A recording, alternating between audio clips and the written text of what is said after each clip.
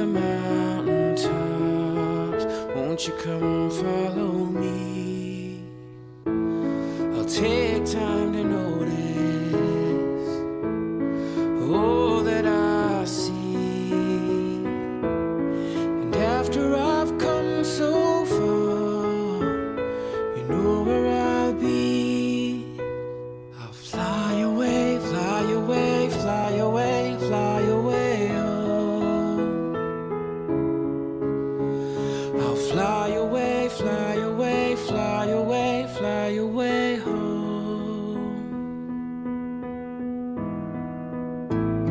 But life is a vision, that's how it should be. The world is a canvas, and the choices are free. At the end of the journey,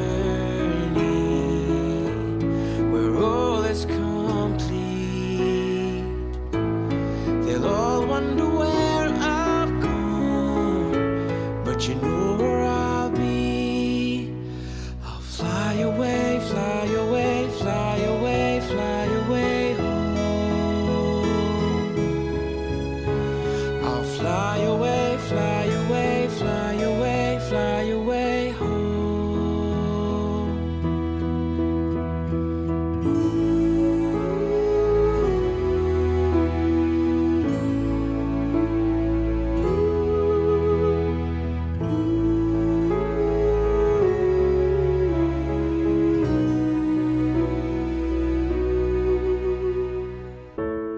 Our dreams last forever, for all that we know. The roads come together, and that's where we'll go.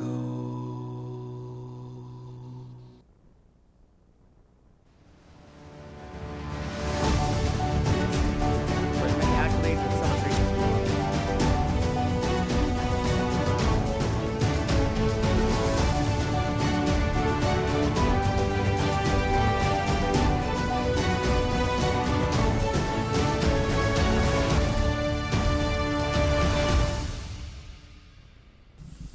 Buenos Micronesia, I'm Troy Torres. And I'm Johnny Rosario. And tonight we have a matter of urgent concern. The parents of 12-year-old Caleb Aldon are looking for him. He went missing this afternoon.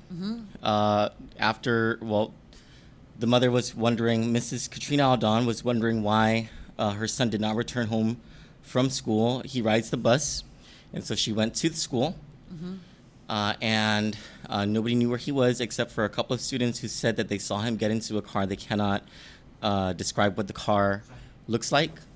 And so the police were called. An officer by the name of Donnie Pangilinan responded. And let me read the quote from Ms. Aldon that we just got, who says, pardon me, let me just go to it real fast. She says, "They took me around the neighborhood to look for him. I don't know what to do. I called the cops, and he was the one who took me around," Officer Donnie Pangilinan. "We asked people around if they met up with my son. They said because he got in a car, he's not considered missing yet." That's what Officer Pangilinan told Mrs. Aldon. "They said they'll be patrolling and looking out for a child like that. They said he got into a friend's car. No one knows who is this friend. He only spends the night at a cousin's house. He just rides the bus." Mr. and Mrs. Aldon do not know what to do. They reached out for police support on this. So this would be in the village of Jigo, maybe in the area of Hoffaday Mart. There's a shortcut there to Wistic Road. So family and friends, maybe you could ask some of the kids that live around there, your child, if they have seen him with the other kids. Maybe he just went with a friend, with a new friend or something like that. Went to go hang out or something. And his name is Caleb Aldon. His parents are very worried about him. If you do know where he's at, Caleb, you're not in trouble. If you see this, your family's just really worried about you. Sorry, that means we have a visitor.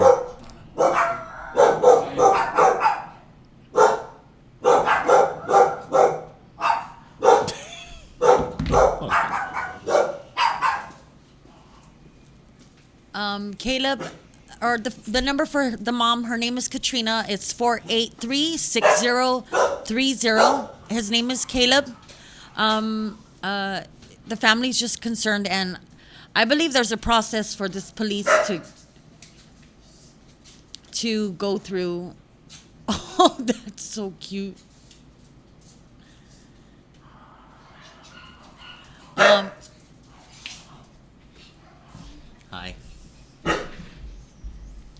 Yumiko. There's a process. Maybe they have to wait 24 hours. I don't know. When this happened a couple times, when I was at the governor's office, and an Amber Alert was issued immediately.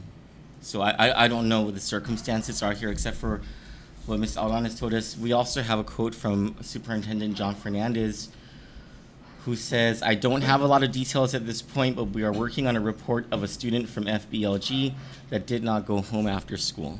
And we just got that right before we started the newscast. Yumiko!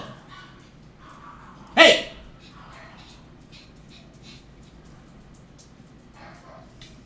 Hi, my dog. She's crazy. So if anyone has any information, if anyone has seen this child, I mean, this could just be as simple, and hopefully it's just as simple as he went home with a friend. The mother thought that maybe the friend's mother thought that everything was okay, and they just want their son back. That's all. That's all it is. And so if you have any information, please contact the police right away. Or Katrina. Or Katrina, whose number is right there at 483-6030.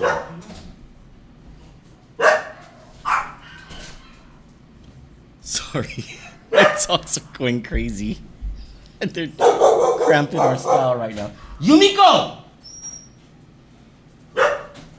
Yumiko! Get your ass up now. Get your ass up now. Stop that. Get your goddamn slippers on. Get outside. Get your slippers on. Sorry, guys. Aya. Yumiko! Get your slippers on. Get your slippers on.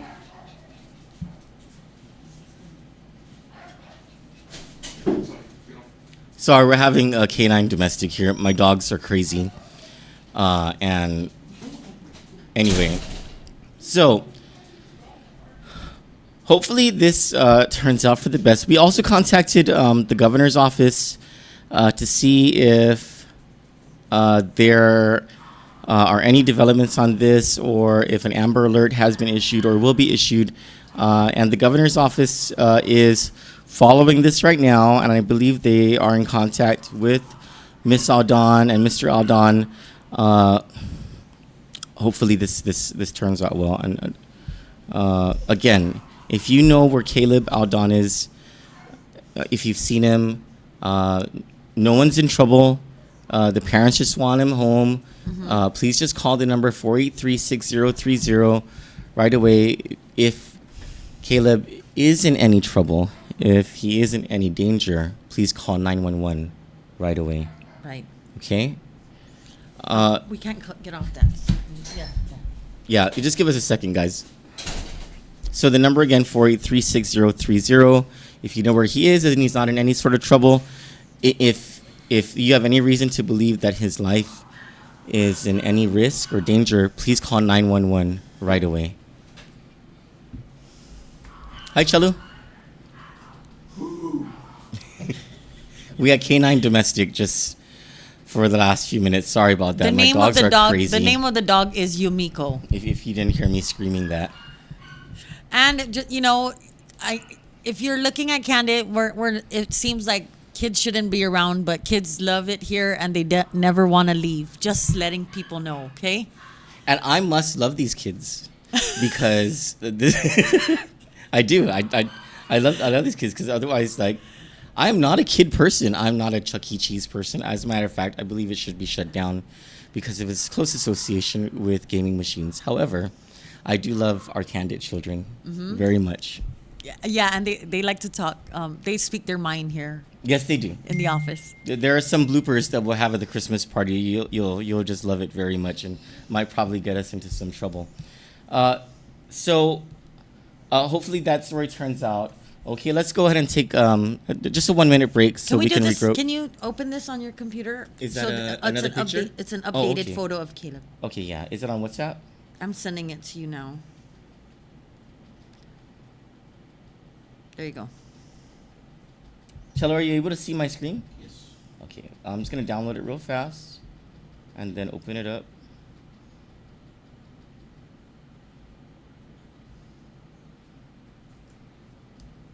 Okay, go ahead and capture my screen. That's an updated photo of Caleb. He's only 12 years old, and his parents would like him back at home Hi. right away. Hi. Let's go ahead and take a 1 minute break, and when we come back, it's our next stories. Okay. Okay.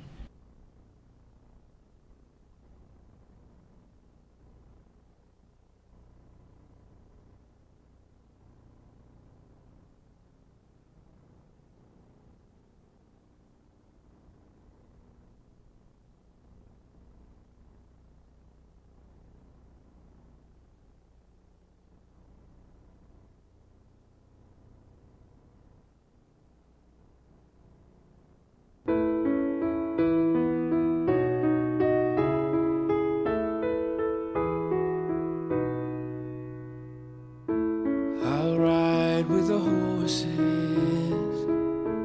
I'll swim through the sea, I'll climb to the mountain tops. Won't you come follow me?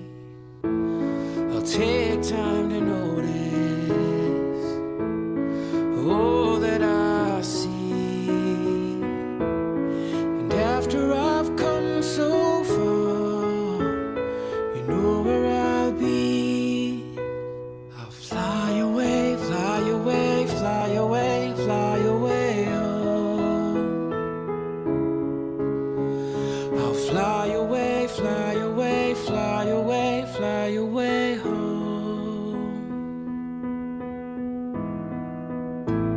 But life is a vision, that's how it should be. The world is a canvas, and the choices are free. At the end of the journey, where all is complete, they'll all wonder where I've gone, but you know where I'll be. I'll fly away, fly away, fly away, fly away home. I'll fly away, fly away, fly away, fly away home.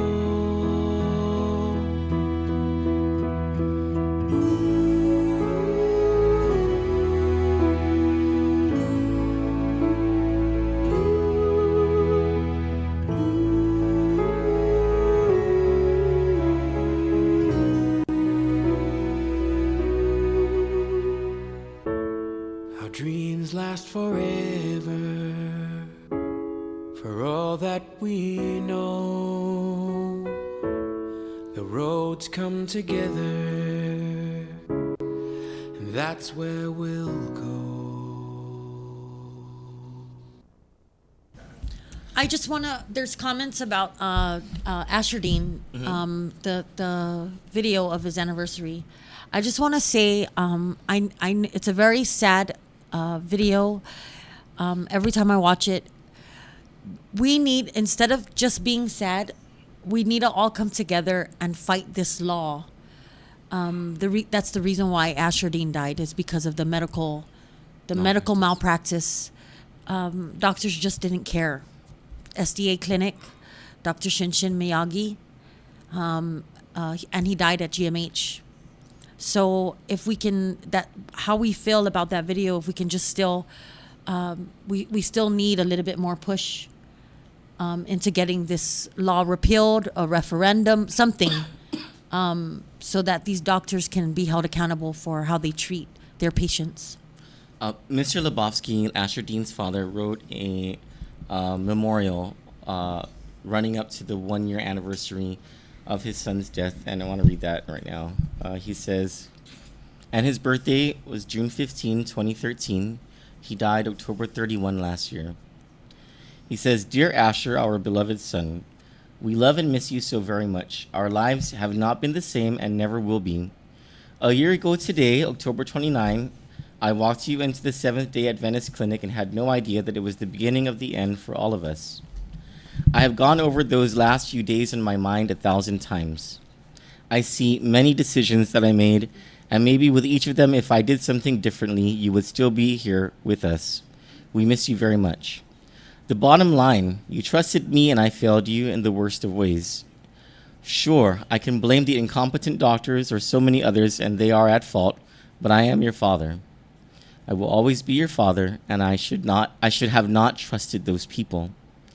I should have watched more carefully, pushed them more, and not listened to their lack of knowledge. I am so sorry.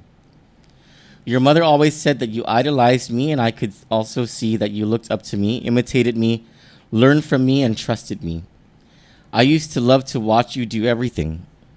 I am sorry. I love you so much and would be happy to be there where you are and you here enjoying your life, my boy, trading places with you. I also learned so much from you with how important sharing is, friendliness, caring for others, and seeing everyone equally was a big part of who you were and still are. What wonderful attributes for such a nice little boy. Everyone saw them in you, and you spoke to everyone. Your mom told me that you always worried about me when we were apart.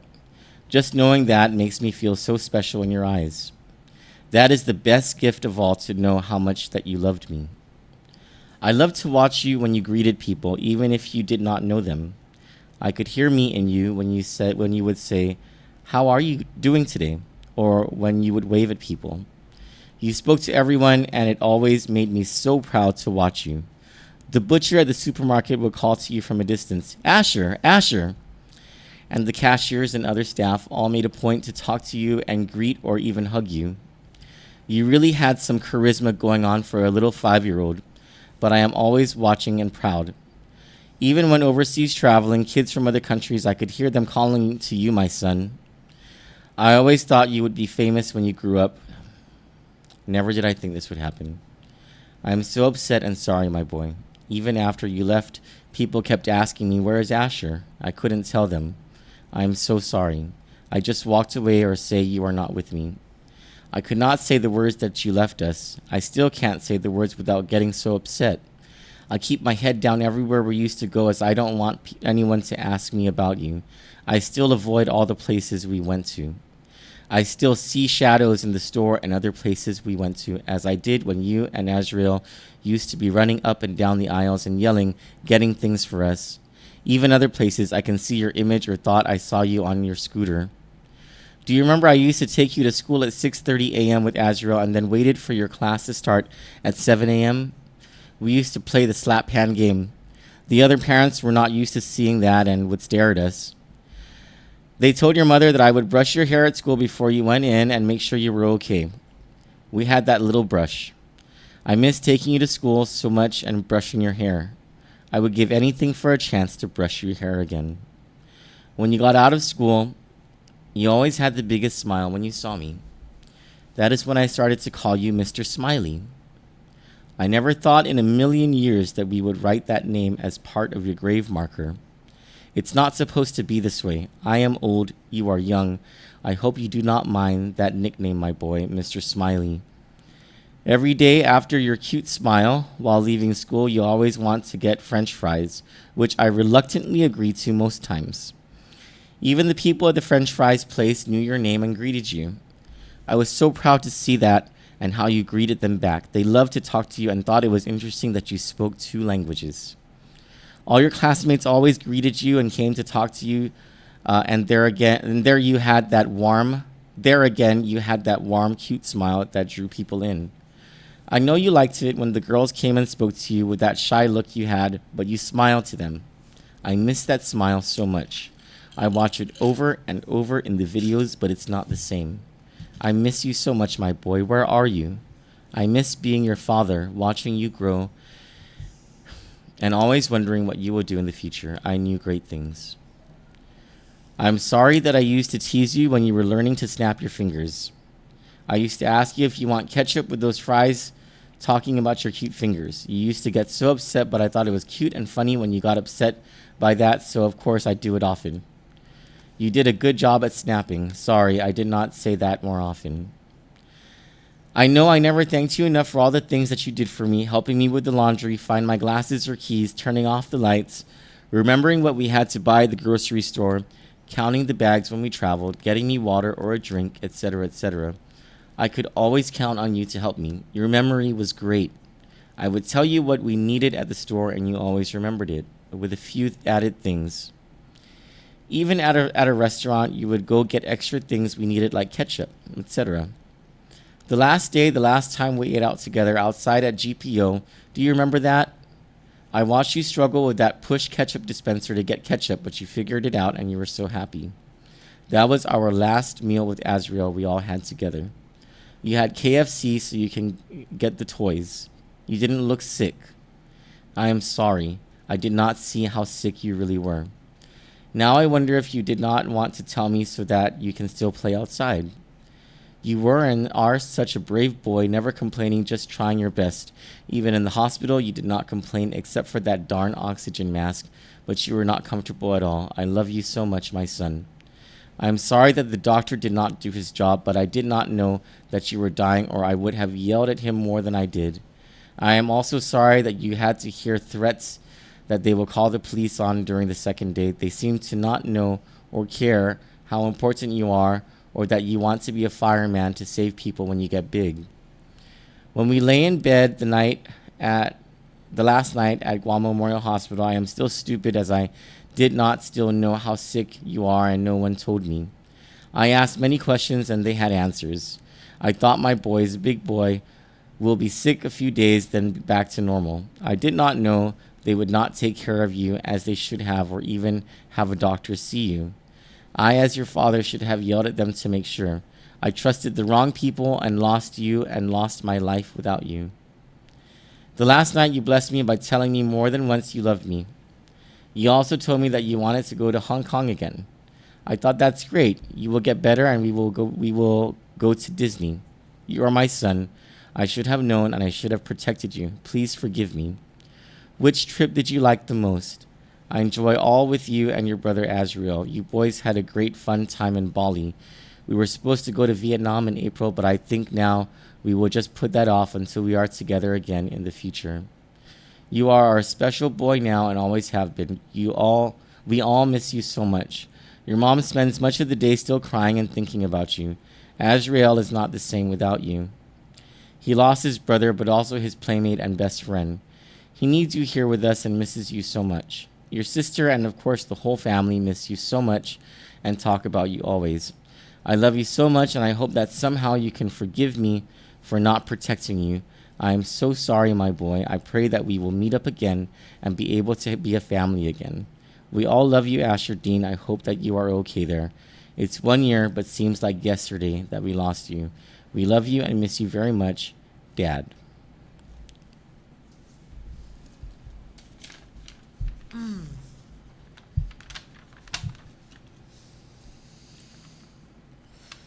While the senators spent today changing the law on attire, while the senators today argued back and forth,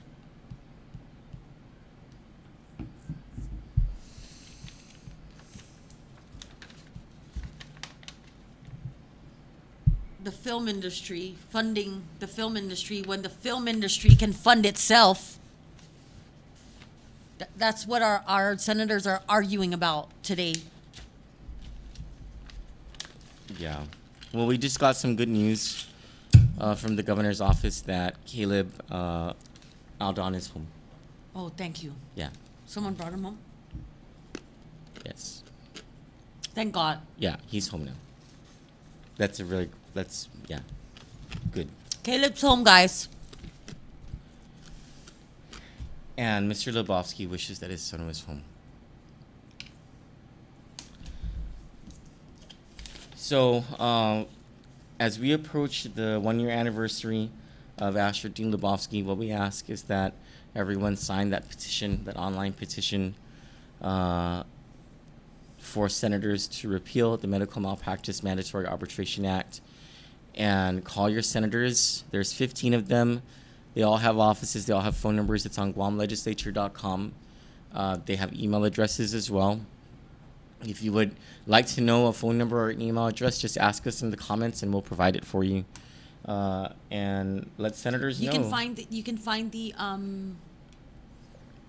what is it? You just said it. Email addresses? No. Petition. The petition on Mr. Lebowski's page, on Monica De Vera's page, on Kandit's page, on my page, on Troy's page. But probably me and Troy, you probably have to go way far back. But I know Mr. Lebowski and Monica De Vera. You'll find it on our page, on their pages, quick, and we'll repost. Please sign that petition. I'm sorry, the information was wrong. What? He's not yet home. I just got a second notice that the information was wrong. Who sent you that he was found? It's an off-the-record conversation, but it's the governor's office. I'm sorry, Caleb Aldon is not found. We have updated information from the governor's office that he is not home yet. This governor... Yeah, okay, well, I hopefully he's found tonight and brought back to his parents. This is a... Yeah, I don't want to speculate on the circumstances. I just want to say that how this was handled from the reporting forward is a little weird. So, anyway, so hopefully he's found tonight. Moving on. Friends and family from Jigo, please help find Caleb. He's out there, and somebody knows where he is. Make phone calls. Send his picture around on WhatsApp. We put this on our website, www.candidnews.com. That photo that you see behind us is on our website right now. You can share that photo around. So hopefully someone who is on WhatsApp or Messenger or something like that will see that and call that number right away so that he can be returned home. Earlier today, there were audio recordings that were released in the trial of Jonia Mayor Jesse Blas, who is still the mayor of Jonia. But Jonia still has no mayor because he's incarcerated right now. And Mayor Blas, a few years ago, had a conversation with his girlfriend at the time, and it was a disturbing conversation because it was a conversation where he threatens her. She was on, is it called pretrial release? Mm-hmm. She was on pretrial release for a case that she had under his custody, and this was a post-argument. This was after the mayor, according to this woman, this was after the mayor had confined her in his home for 3 days, and he apologizes to her afterward. But then, as he's apologizing and hoping that she will understand his conduct, he says that he's really not one to be messed with. He can do some SHIT because he knows people at the courts. He can have things done to her just using, well, the color of his authority and his position, not just as a mayor, but also as a former Superior Court marshal, to threaten this woman and to use her situation as a pretrial released person, someone who was awaiting trial, someone who had charges, someone who had conditions on her bail, using these extra legal threats. Yeah, his connections to people at Superior Court to keep her down and to do his bidding. And it's a very disturbing audio recording. This is the quote. Yes, thank you. Even though we fought and slapped you and choked you, and threw you around, shit happens. I still went out to the court for you and said I didn't want you locked up. I am connected to that courthouse and I can make shit happen. They were pushing to get that warrant out and it had nothing to do with Joey Terlahi. You gambled like that. I promise I will not lose. I don't flex my muscles. The minute you get into the car, you become so effing rude and you say you love me. Jesse Bloss. That was a quote, Troy. Oh. Sorry, I'm just waiting for some information on Caleb Baudon. Jesse Blas is a douchebag. I'm pretty sure that's more than, they have more than just that. Yeah, that's just part of a conversation, right? So that's audio recordings were released today. There's probably a whole lot more than that. And there's probably a whole lot more recordings of other people who are involved in this investigation. But before we move on to our... Oh, and the judge said today that she's going to write the decision. She didn't give the decision. On the detention issue? Yeah. Is it Judge Francis Tedinko David? Yes. Okay. So that was from the detention hearing that was today at 1:30 p.m. Was that correct? Mm-hmm. I didn't go anywhere I was supposed to go today to get interviews or anything or go to court to follow this story because I was lazy. So we're gonna take a 1 minute break, and when we come back, we have one funny story and then our top story for tonight regarding the PD mayor and some highly illegal activities going on in the village of PD.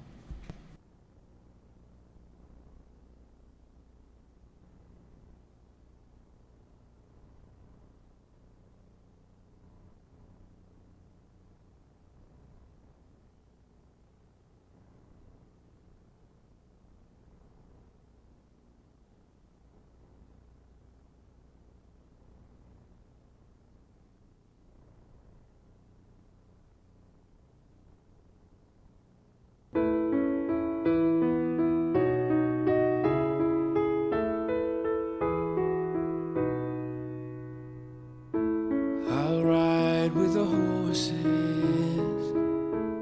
I'll swim through the sea, I'll climb to the mountain tops, won't you come follow me?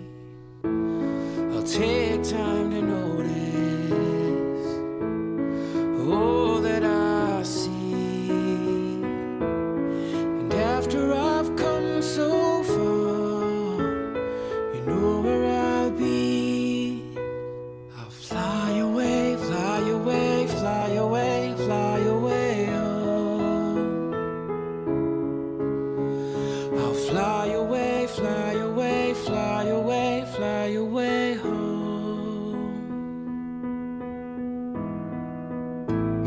But life is a vision, that's how it should be. The world is a canvas, and the choices are free. At the end of the journey, where all is complete, they'll all wonder where I've gone, but you know where I'll be. I'll fly away, fly away, fly away, fly away home. I'll fly away, fly away, fly away, fly away home.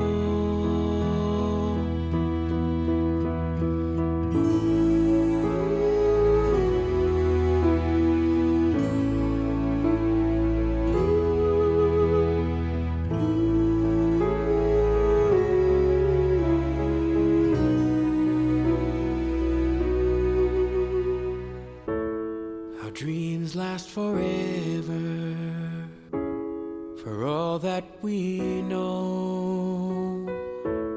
The roads come together, and that's where we'll go.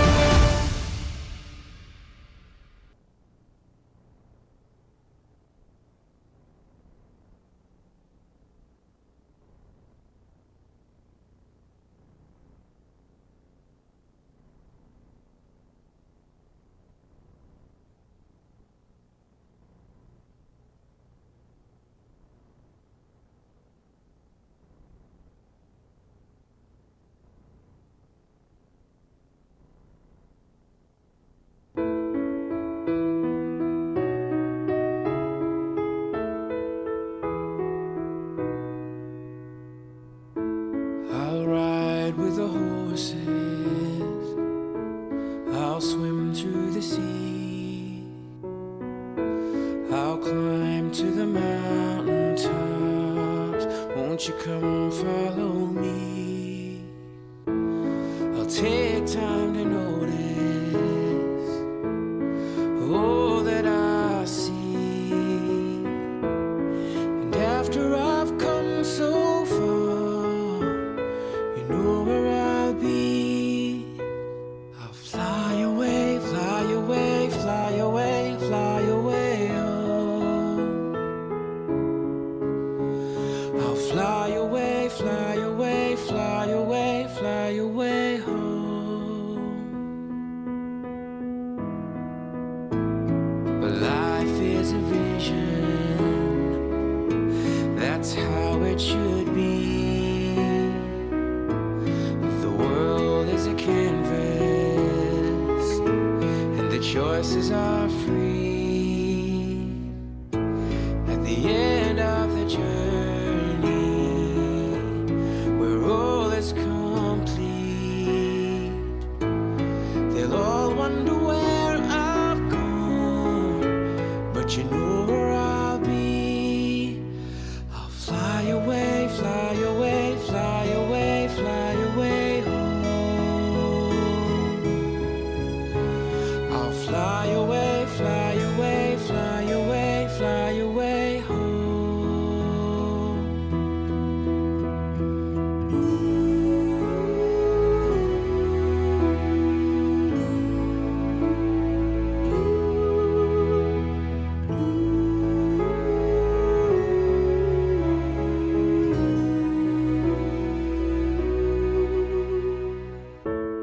Our dreams last forever, for all that we know. The roads come together, and that's where we'll go.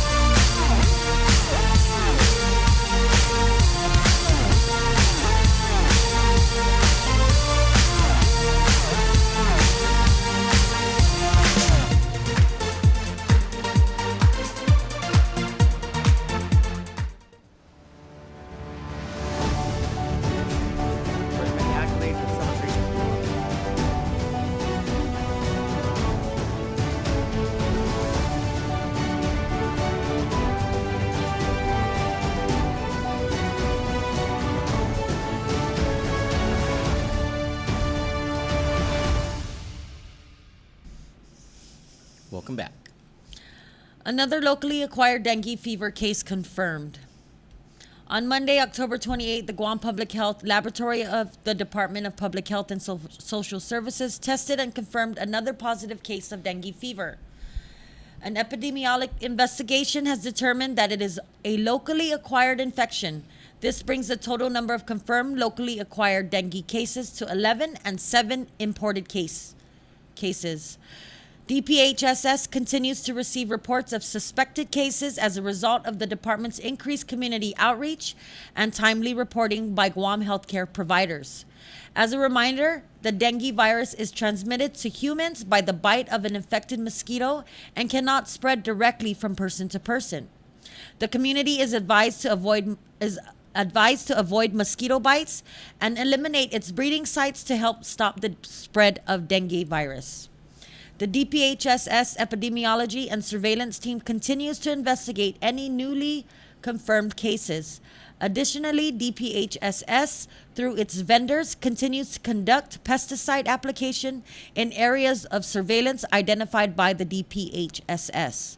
Pesticide control professionals apply EPA-approved pesticides to these areas of surveillance where written consent has been given by the home or building owner. Safety tips for Halloween night. As Halloween approaches, the Department of Public Health and Social Services recommends the following simple steps for an enjoyable and safe Halloween. DPHSS advises everyone to be vigilant against mosquito bites to help stop the spread of dengue. Use insect repellent with EPA-approved active ingredients. Wear light-colored long-sleeve shirts and long pants. Always follow the product label instructions. Reapply insect repellent as directed. Do not spray repellent on the skin under the clothing. Tips for babies and children. Always follow instructions when applying insect repellent to children. Do not use insect repellent on babies younger than 2 months old. Instead, dress your child in clothing that covers arms and legs. Cover strollers and baby carriers with mosquito netting. Do not use products containing oil of lemon eucalyptus on children under 3 years old. Adults, spray insect repellent on your hands and then apply to a child's face. Do not apply insect repellent to a child's hands, eyes, mouth, cuts, or irritated skin. If you go to www.kanditnews.com and open this, you could find the press release from Department of Public Health. I'm sorry, I was hoping I would find something that someone tagged me in. It's a missing dog, and I forgot to put this in the beginning of the show. I'll try to find it in I'll try to find it later in the show. But for now, I have the honor of reading the funny story of the night. Let's lighten up the mood here, because that letter from Mr. Lebowski, that was hard stuff, man. And then this issue, we are anxious for some good news for the return of Caleb Aldon, and we're hoping that some good news will come our way soon. But for now, Senator Joseph Augustine made a weird motion to suspend a segment of the legislature's standing rules. He moved to suspend Section 1.0210 of the rules in the spirit of Halloween on behalf of the legislature's employees. It was, we were watching sessions today. It seemed like it was a very short segment of the session, a very short motion that he made, and there were no objections to the motion, but I heard in the spirit of Halloween for the legislature's employees, and I thought, something's up. A review of the rules shows this segment of the rules is about attire. It states, quote, "At all sessions of legislature in Guahan, for all those admitted on the floor or in the reporter's gallery, attire shall be appropriate.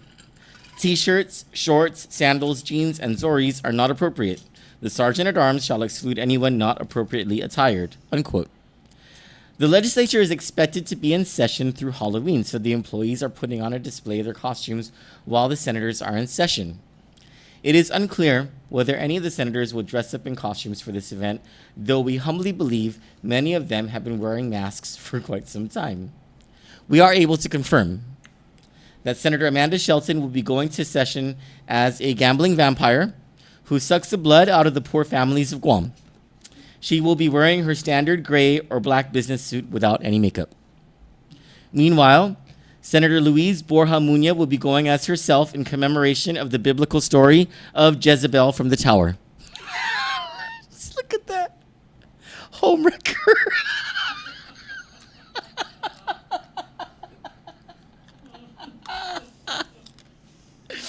Junior Mayor Jesse Blas Chronic Kineni will not be able to attend the festivities as he is presently incarcerated. We tried to return his costume, which was a simple foremost ice bag, but federal authorities have prohibited his contact with mailboxes for obvious reasons. Former Speaker Judy Wampat is rumored to be making an appearance. She will fly her broomstick around the Guahan Academy Charter School and circle around the Guam Congress building, harping, "Keep up the good work, my pretties."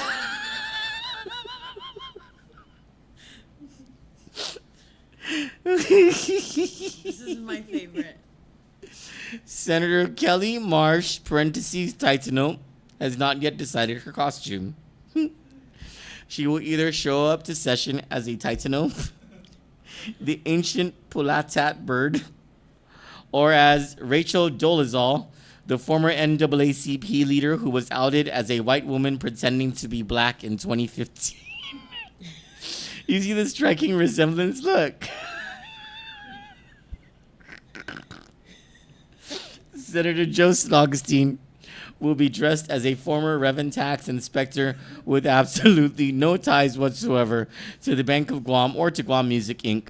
Part of his accessories will be a bill to roll back the business privilege tax increase, which Ms. Wanpat will yank from his hands via a monkey. Seaport Deputy Manager Connie Jo Brennan Shinihara will be wearing a sandwich board with the impression of her since retracted letter of resignation. Her costume will be funded by either unreported revenue or Bank of Guam loans collateralized by Johnny Cool Torres' several land investments. I swear to God, I thought that picture in the upper right was really her. That is uncanny. That is an uncanny resemblance. She's some chick from Australia. Tyrone Tysino, director of the Bureau of Statistics and Plans, will be dressed as a man. So will Senator Will Castro.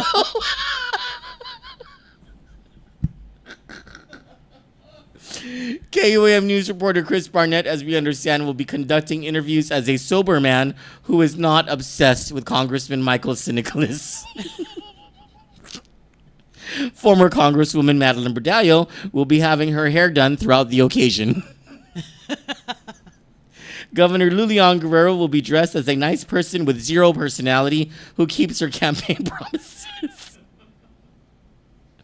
And former Lieutenant Governor Tenorio is a douchebag.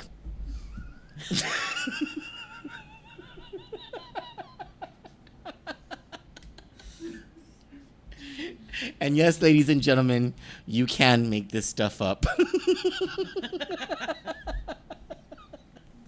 It's all in good jest. I'm sure these people are mature enough to laugh at themselves as well. Everyone has a sense of humor too, right? Except maybe Lieutenant Governor Ray Tenorio. Now, Where is that guy? who cares, man? Who cares? I know, but nobody's seen him, right? That means he's not campaigning. If you see him, he's campaigning. If you don't see him, he's Pali Ray on, what is it? World of Witchcraft? World of Warcraft or whatever that stupid game is that he plays. Oh, I forgot we have chocolate here. Thank you, Auntie Elsie. Okay, now for our top story. This one is now corruption on Guam, right? Normally we see corruption as something that you have a big expose about it. Oh, let me see. Hold on. We're live right now. Okay, so normally you see corruption as something that public officials jump through hoops to hide because they've done something so wrong, so illegal. They can go to jail, they can pay lots of fines, they can have their property taken from them, forfeited to the federal government, etc. for any range of crimes from fraud, kickbacks, procurement violations, doing things using their official capacity to enrich themselves or personally benefit themselves or their families, right? Normally, they hide this stuff so that, like the media or the public or whoever, the federal investigators, local investigators, wouldn't find it.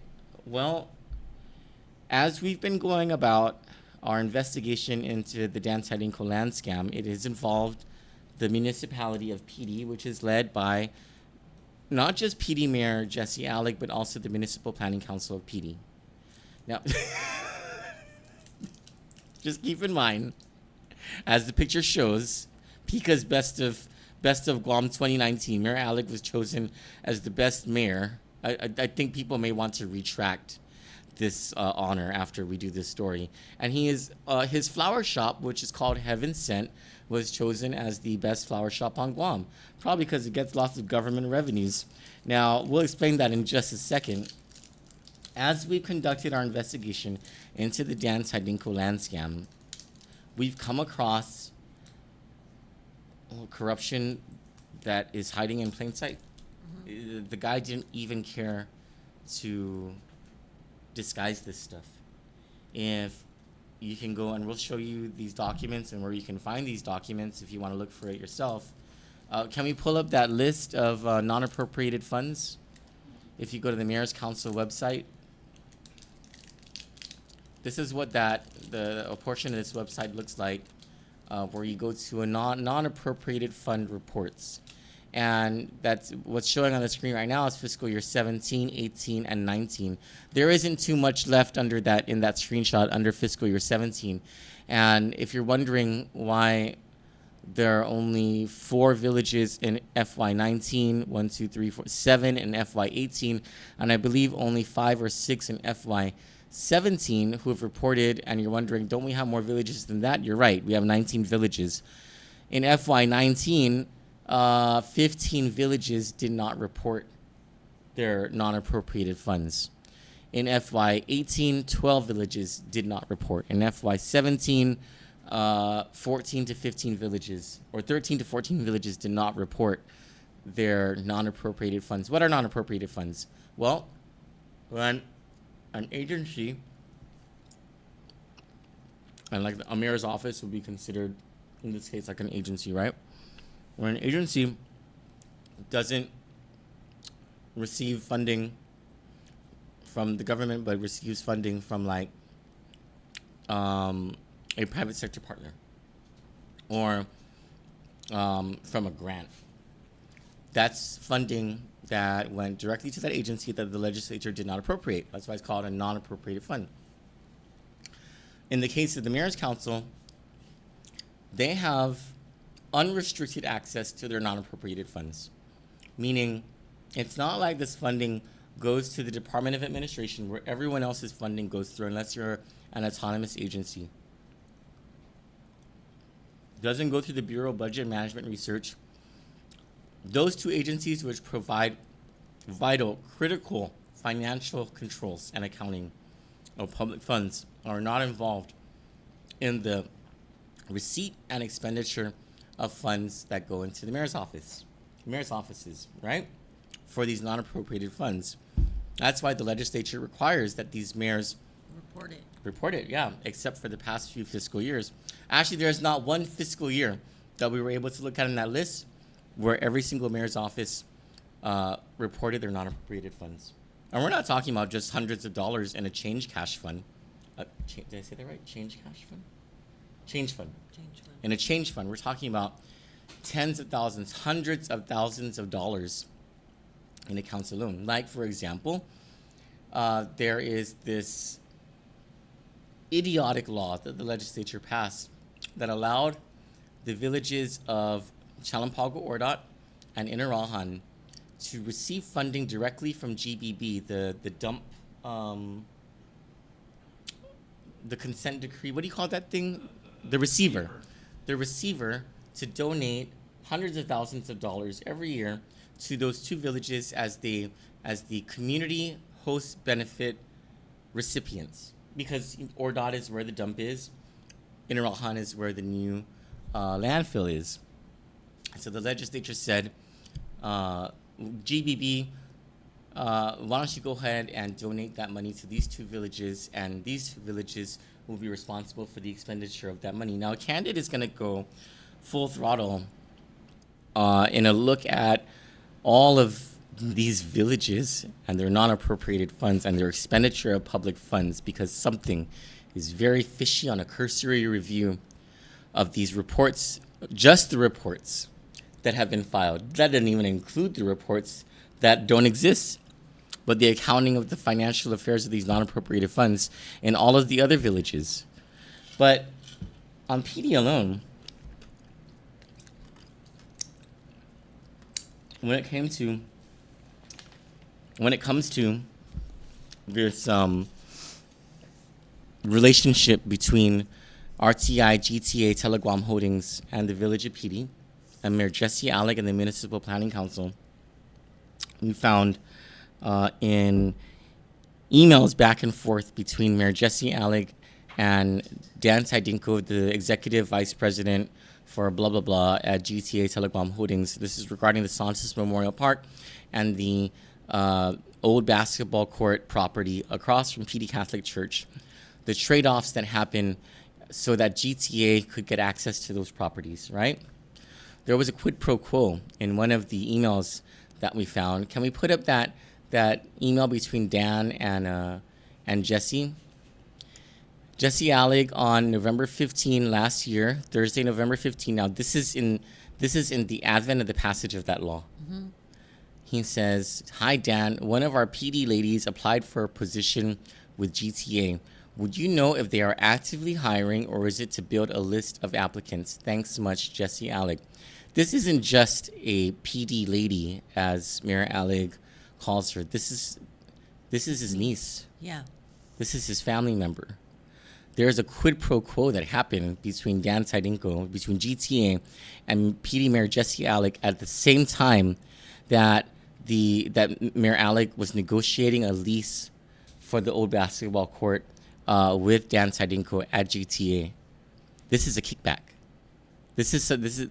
This alone should spark not just an audit, but an investigation from the Attorney General's office into crimes committed by Mayor Jesse Alec. I don't know what kind of culpability Dan Tidinko would share in this, because Dan is the recipient of this email, of this request for a quid pro quo during the time of a negotiation for a lease of government property worth hundreds of thousands, if not over $1 million, right across the PD Catholic Church, which leads into the discussions for a lease of Santos Memorial Park, which is a valued a multi-million dollar piece of property that has a condition on the quitclaim deed that the naval government had when it returned the land to the government of Guam, and that it could only be used as a park. And there is a park that the residents of PD use, and Mayor Alec wants to give that away to GTA so that they can host a multi-billion-dollar fiber optic cable landing and undersea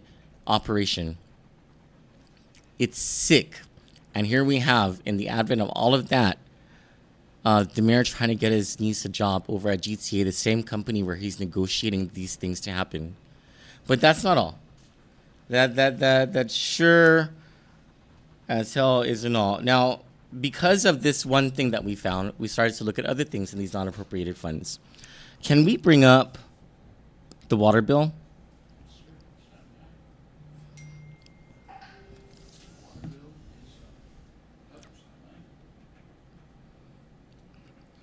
Now, wow, that is a lot of money. Sorry, I'm just looking at something right now. Now, take a look at this water bill. It says total amount due $197.32. It's a lot for a water bill, right? You must have a really big leak at your house. This is not for a house. Look at the address. What does that say? It's 206 Assumption Drive, PD. The notation on the bottom says summer program water bill for the water slides. Now, just keep that in mind. Summer program water bill. So they're paying someone, and the name on the account is Lovelyn. Laurelyn. What is it? How do you say that last name? Trajano. Laurelyn B. Trajano. So we wondered, who is Laurelyn B. Trajano? Maybe they used her house or something for the summer program over at PD, which would be a legitimate thing. You know, if that's where the PD summer youth program is, and they have water slides and stuff, and they use the water, then they need to reimburse Miss Trajano for that water. Go back to the bill. 206 Assumption Drive ain't a residence. That's the PD Catholic Church. 306. Or 306. That is the PD Catholic Church. That ain't no residence. Now, maybe the Catholic Church hosted the summer program. Look at the date of this bill. It is for, this bill was paid June 27th, The billing period was from May 10 to June 12 of 2019. Now, go back to that flyer. This was for that summer program, right? Summer camp began on June 10. So unless they used a whole lot of water on June 10, June 11, and June 12, they're lying. Mayor Alec paid for a water bill for the PD Catholic Church using government funds to fund that. Now, I'm not certain what planet in America the municipality of PD and its municipal planning council are living on, but that's illegal. You cannot do that. Those are public funds. You're going to pay for the water bill at the PD Catholic Church? Are they going to pay for the water bill at the Methodist Church of PD or the New Covenant Church of PD? Are they going to pay Or for my house. or your house? Exactly. Or Lovelyn Trajano's house? What in the world are they thinking? That this is in black and this is not even covered up, guys. This is just all there in plain sight. There's more. Oh yeah, there sure is more. Let's go to the first flowers invoice.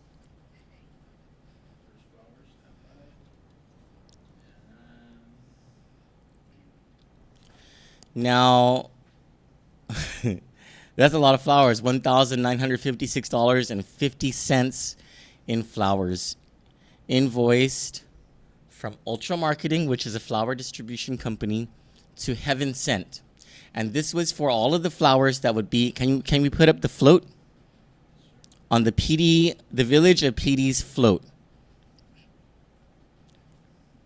There, look at all those pretty flowers. Those pretty flowers came from a company called Heaven Sent. Can we go back to Pika's Best Of and Mayor Jesse Alec? Heaven Sent is Jesse Alec's company. He owns that. He had the taxpayers of Guam pay his company, Heaven Sent, $1,956.50 for flowers. All right there. Let's go, but it ain't just that. Go to the second invoice. It wasn't enough to pay him $2,000 in flowers. There was a second invoice for $866.50 for even more flowers. And then, so these are just the invoices. Now the proof of the payment comes next. Let's go to the first check. There it is. Paid to the order of Ultra Marketing. PD Municipal Planning Council Association, $1,956.50, signed by Jesse Alec. And notice there ain't no second signature on that check, which is a requirement in check writing in the government of Guam. Let's go to the second check. You can see there's a second. That's for the $866. There's a second signature there. Maybe that second signature on the first one thought, you know what? That's more than $1,000. That's a little bit of a higher crime. I ain't gonna put my signature on that one. They're crazy. It's for Fiesta Flowers. Look at the note for Fiesta Flowers. Oh, look, it's a Bank of Guam check. Oh my God. Holy cow. What in the world is going on in PD? But I'll bet you guys, it ain't just PD. I'll bet you that this kind of thing is replicated in almost every other village of this island. And what these mayors have been up to all along is just personal kickbacks. Funding their relatives' businesses, funding their own businesses, enriching themselves off of the taxpayer dime. $1,956 in flowers. You know, and thank God that my friends were the ones who picked up the tab for the flowers for my dad's funeral. And it was a beautiful thing, right? But the cost of flowers that Guam Memorial Park was charging was something like $2,000 just for funeral flowers. That's just about the amount of money that Mayor Alec had the people of PD or the taxpayers of Guam pay his company for the flowers for his float. Holy cow! Can you go back to that fundraising picture? The fundraising picture, the picture of the fundraising tickets. Sorry, I saw a name there. Oh my gosh, Maria C. Kenga. If I were you, I would bust to you on that campaign because there's something really bad going on, and I'll bet you it involves campaign funds as well. Anyone involved in the PD Municipal Planning Council, the election of Mayor Jesse Allig, or the operation of the PD Mayor's office probably is going to be brought into some witness room or some interview room by the local or federal government pretty soon and asked a whole bunch of questions about their role in the dissemination of public funds for the personal benefit of the PD mayor and his friends and family. Oh my gosh. These are non-audited funds as well. Maybe we should ask the public auditor to conduct an audit into all of this. It says the host community shall be maintained separate and apart from all other government funds and managed by the mayor and the municipal planning council. No expenditure shall be made from the fund that is not approved by resolution of the respective municipal planning council of the host community. Oh, we should get those resolutions from the villages of Chalampago and Malolo then, and find out exactly what those municipal planning councils have been up to with these. It's hundreds of thousands of dollars in public funds through that HCBF. For 2017, it was a total of $480,000. For 2018, it was $347,000. Wow. That's like a FestPack trip.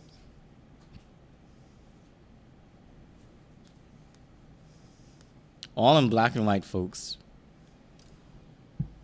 This is so sad. This is the kind of thing.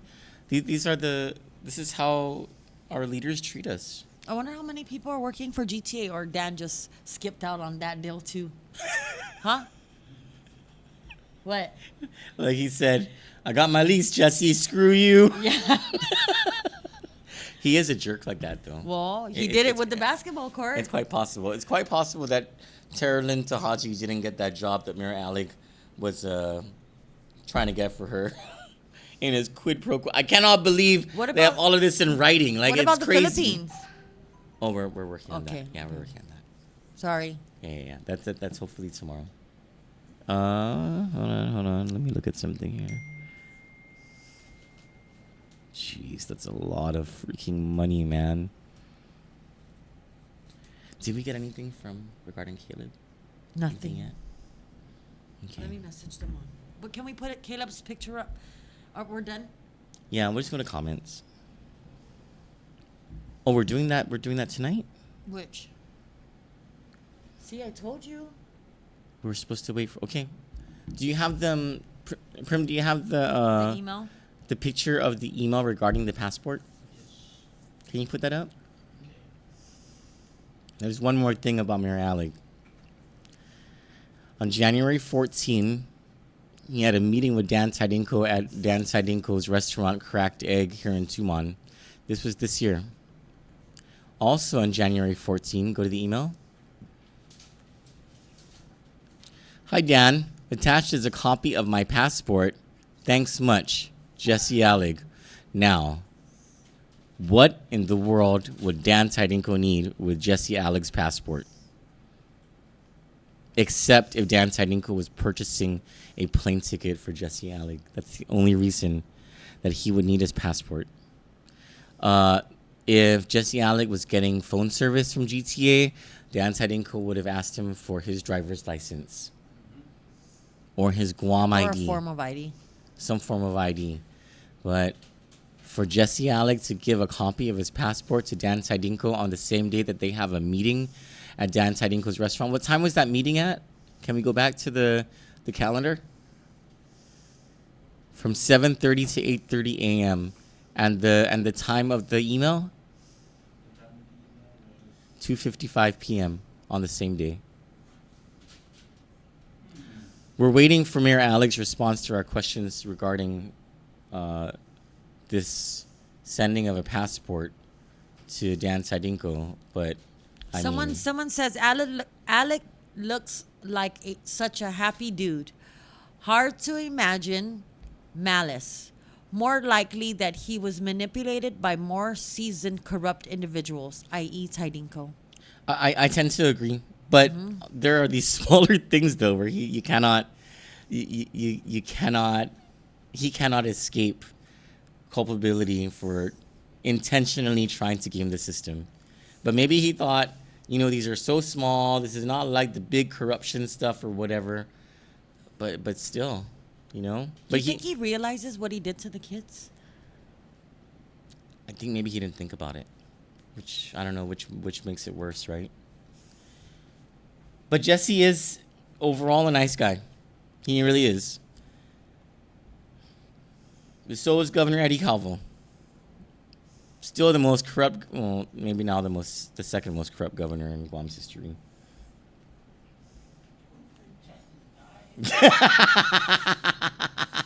Did you guys hear that?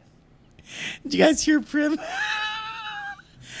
Vote for Jesse, guys.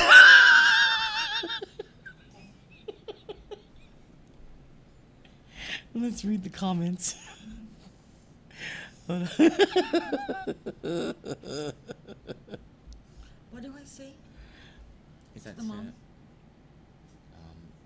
Have they found your son yet? Or is your son home yet?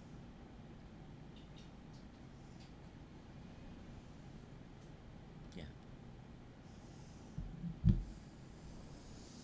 Do you wanna give her a call while I'm reading the comments? Let's see. Okay.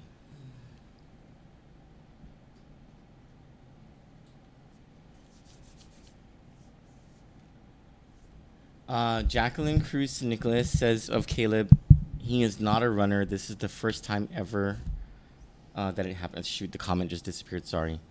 Desiree Santos says, I got you, Jackie. Already shared on Facebook and also pray for his safety. Yes, you guys, please share that image that you see behind us everywhere so that there's a higher chance of finding Caleb. Destiny Farnham says, let's remain positive and hopeful for a safe return.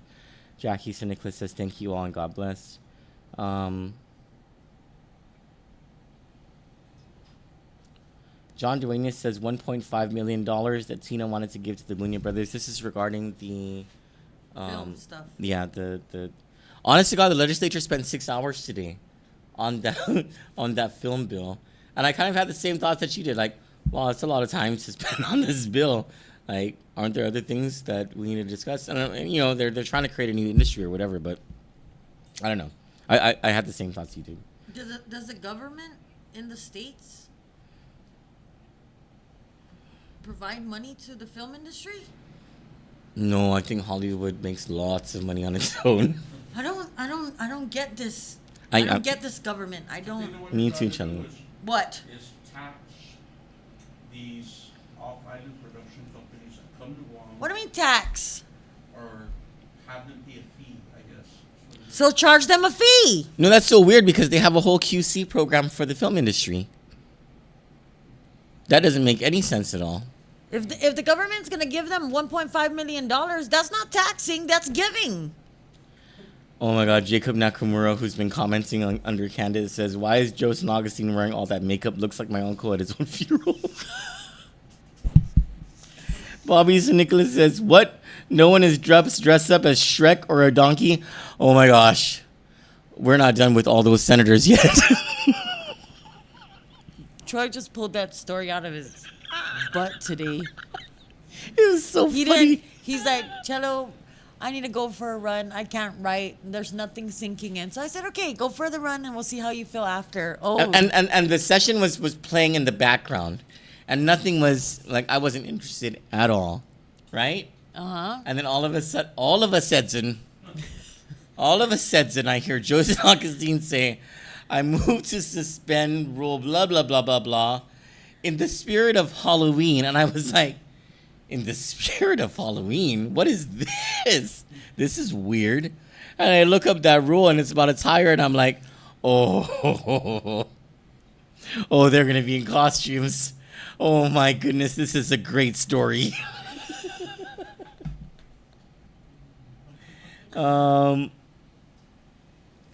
Desiree Santos says, "How about Lou partner should be Shrek?"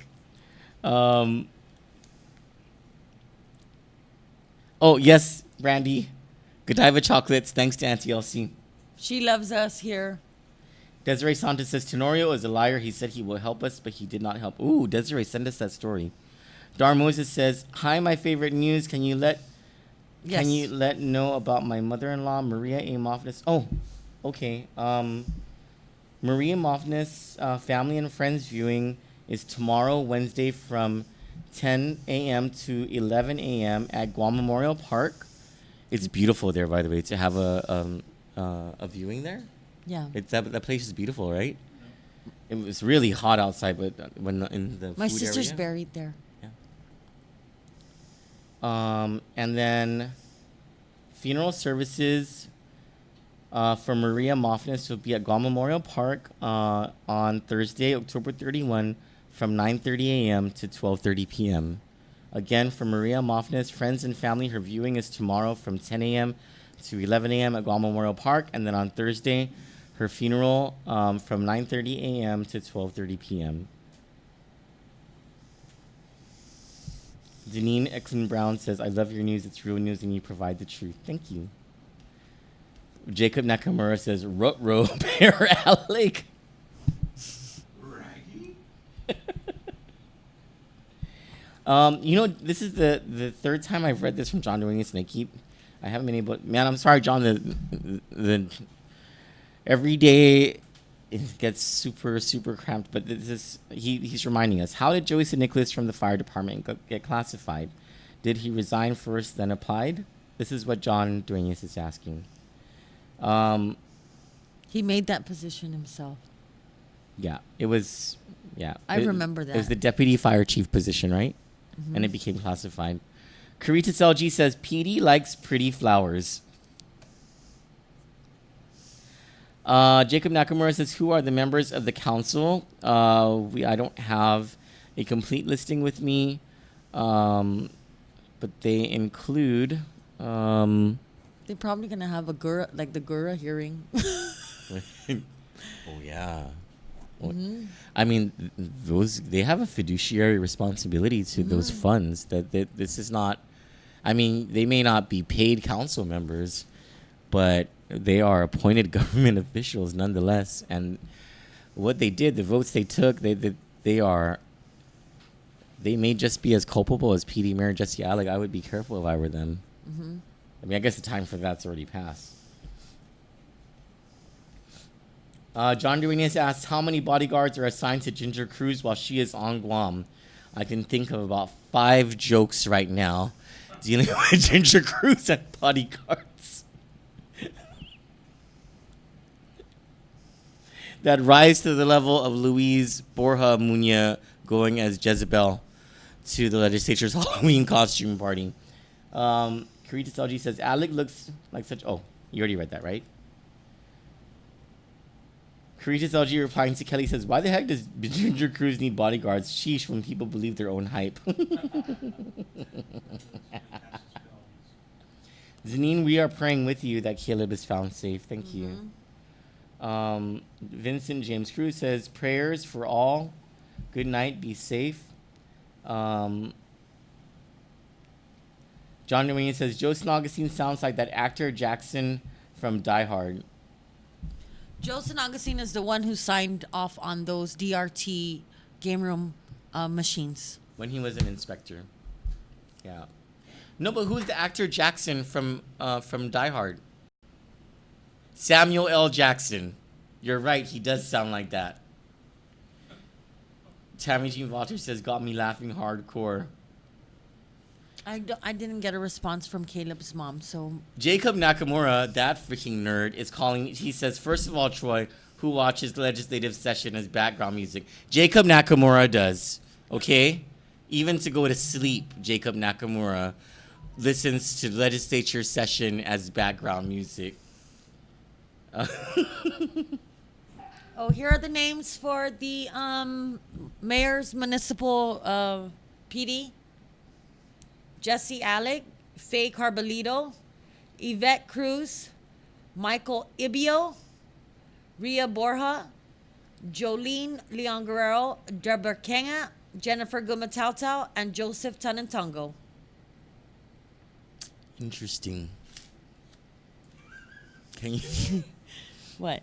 Nothing. Can you read that list again? You were paying attention? No, I was. I just thought it was interesting. Eric's the one laughing. I'm not laughing. It is. Am I missing? No. Am I blonde right now? No. Yes. The answer is yes. Jesse Alec, Faye Carbolito, Yvette Cruz, Michael Ebio, Ria Borja, Jolene Leon Guerrero, Deborah Kenga, Jennifer Gumatautal, and Joseph Tanatongo. What am I missing? I'll say it later, Shalu. all I'm gonna say is that there are people who've had the opportunity to laugh at me when I've been down, and all I'm gonna say is that I'm laughing inside right now. Why? What am I missing? Nothing. Good night, everyone. Thank you for joining us with Kandit News. We love you all very much, and we will bring you news of Caleb's safe return as soon as that happens. We love you, Guam.